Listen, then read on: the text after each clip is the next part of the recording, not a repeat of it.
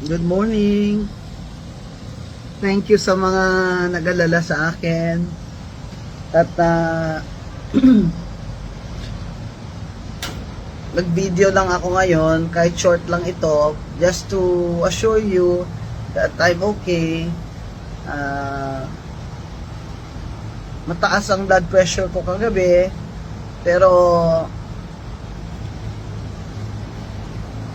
it's stabilized naman. And alam nyo naman ako, hindi naman ako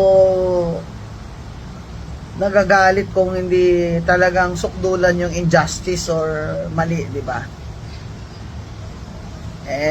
Si BBM nga, di ba? Tumayo ako doon sa cathedral at talagang speech ako doon na halos walang pahinga na.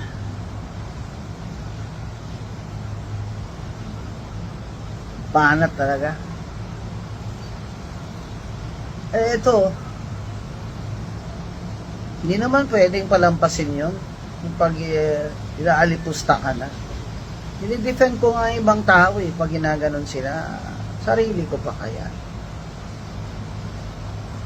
Sabihan ba naman niya ako sa Rockwell Mall na you're coughing, you should leave the mall, you should stay at home. Ha? Doon yun nagsimula. Saka ang dami kong kilala doon sa Rockwell Mall. Nakapaligid doon yung mga residents doon. Kilala ko yan sila. Kilala nila ako.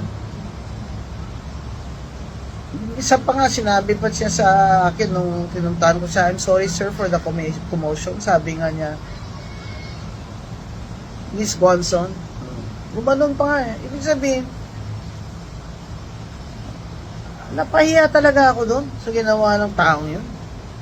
Sabihan ka ba naman? Don't you have money to buy a mask? Bawal pala sa kanya kahit umubo ka lang minsan. Kahit nasa public place ka, Rockwell Mall ka. Yung mga tao doon, they're very courteous, ha? They say hello to each other, familiar faces.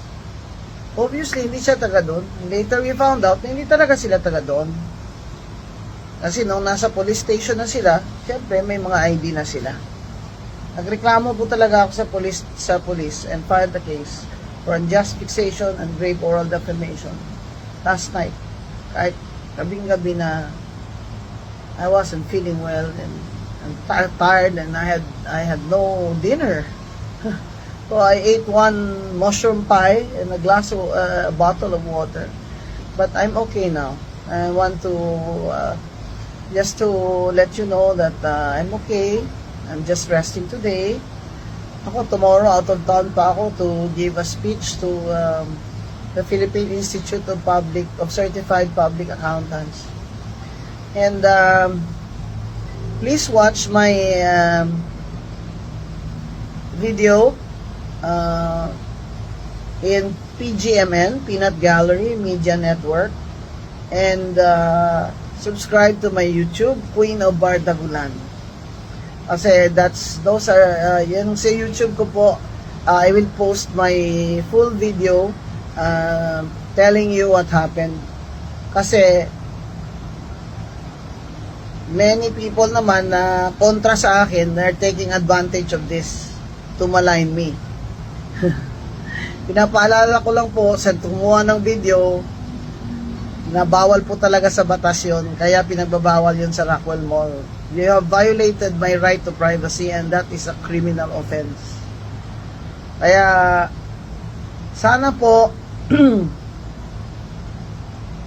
pag nakita nyo yung video ko later, maybe later this afternoon, ay mas makita nyo yung buong katotohanan and story, and you can comment and if you like to defend me in any Facebook post. Thank you very much. I'm okay. I'll just rest today. I'll stay home and rest today. I'm monitoring my blood pressure the whole day, but I'm feeling okay. Thank you very much. To all those of you who are concerned for me and supporting me and who love me, thank you.